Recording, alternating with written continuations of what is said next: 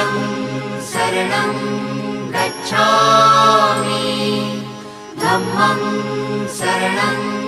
गच्छामि संघं शरणं गच्छामि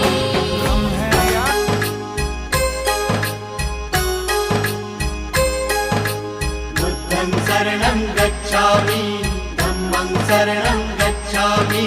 संघं शरणं गच्छामि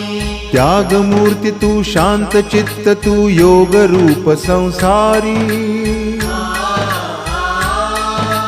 दया प्रेम अन मानवतेचे प्रतीक तुझी ईश्वरी